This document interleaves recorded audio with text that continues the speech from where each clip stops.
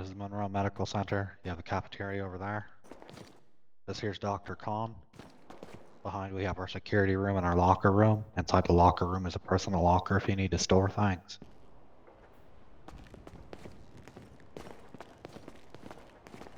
This right here is our pharmacy. This is Peter and Penny. Say hello to Peter and Penny. You'll occasionally need to go on restocking runs. We'll teach you how to do those later. Sounds fun. This is Steve. He's always on his phone and he runs the gift shop.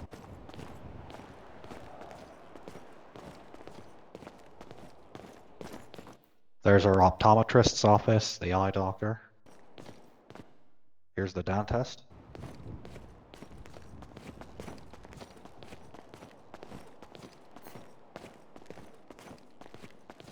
There's medical exam room 2. And here's medical exam room 1. This is where we typically take patients for inpatient visits.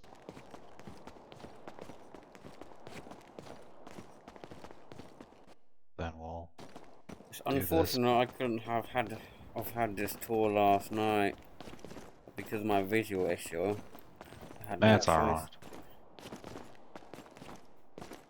So, here are the patient rooms. It's an entire wing of them. They're not super crazy or anything like that. This is where we keep a lot of the patients who come in here and just need to be held for a short amount of time.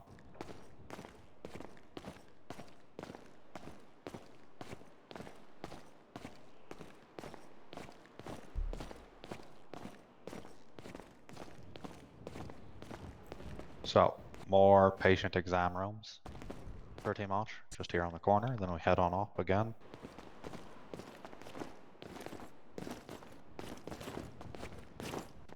These are the VIP patient rooms for the people who pay the big bucks. Not a lot of people actually use them. I typically sleep in them when I'm busy. Here's your shower room if you need to wash up. Definitely need to wash up off after getting lots of blood over me. Yeah. We're back into the staff room and the director's office. So that's the main part of the hospital, pretty much.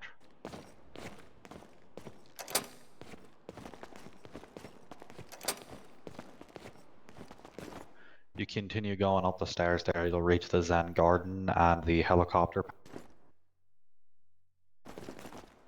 Then head on down here, and this is the emergency wing. I was actually over here earlier trying to look around, but I couldn't see a single thing.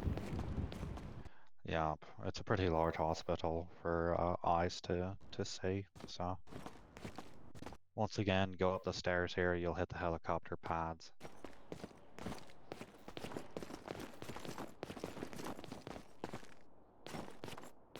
So, more showers and bathrooms. Here's our reception area. And there are our emergency rooms just down there to the left and straight ahead.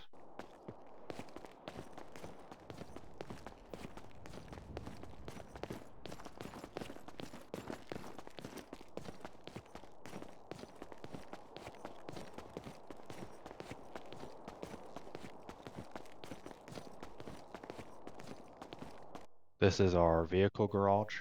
Here, I'll show you something real quick. When you can be on shift by yourself, if you come over here and third eye this is our job vehicle garage. It's where you can pull out all of the vehicles that you need for the job. You should really only need to pull out the ambulance for a vast majority of your duties.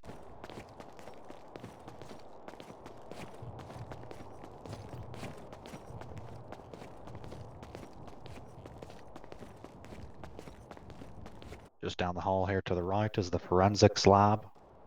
You won't be using that a whole bunch until you're up to the paramedic level. Here's our emergency room. So the angiograph, we have an MRI and an X-ray here. we have our OR room, and that fridge you see in the back right is where we store blood.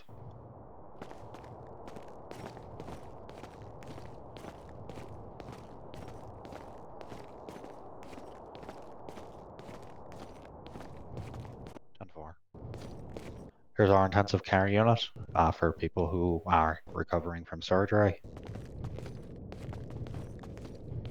And then just down here is the autopsy room with Dr. Reaper.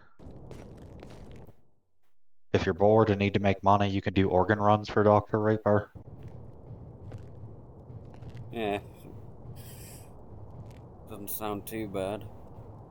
It's a decent way to make a nice bit of coin. And then right here is the morgue and the incinerator.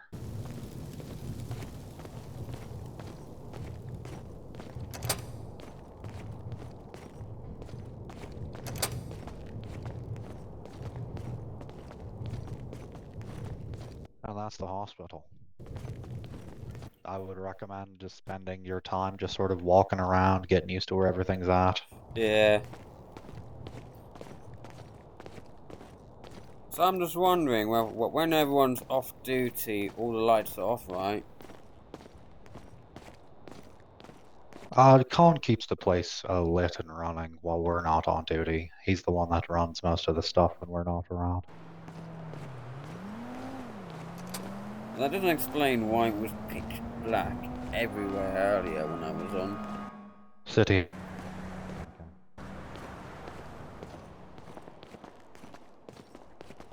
You'll get them pretty often. There's also earthquakes, tornadoes, tsunamis, you know, the good stuff. I've seen a few tsunamis. I haven't seen any tornadoes or they're pretty earthquakes rare. yet. Alright. That's a tour of the hospital. I would love to do some more training with you, but unfortunately I do have to run for now. With that being said, unfortunately, until we can get some more time together, you can't really be on shift by yourself. Yeah, I know that. What I would recommend doing is taking your fancy new car and going around the city and just meeting people. A large part of what we do here is just community relations and getting to know people and all of that. I'm gonna tell you straight up is while our job is amazing and it can be pretty stressful at times, a vast majority of what we do is sitting here at the hospital waiting for something to happen, and that can get pretty fucking boring. So yeah, I'd recommend to lean into having a social life, going out, meeting people, finding some hobbies, you know, something to keep yourself entertained, because you're definitely gonna need it.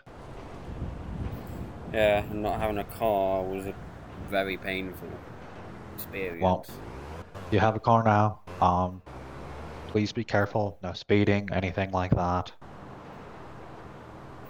The speed limit in the city is 60, just to let you know. The speed limit out of the city is 110. Yeah, and I'd rather not lose my job very quickly. Like I believe I kind of almost might have lost my job today. Oh. We're pretty close. Come on, hop on out.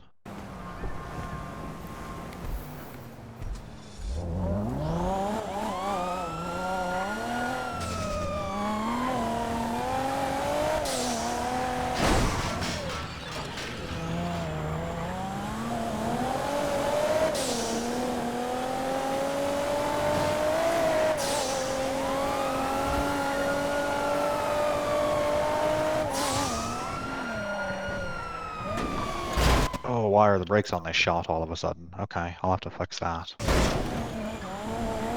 Wait, you can't use the brakes? No, they're working. They're just not as functional as they used to be. I think there's something in the system. I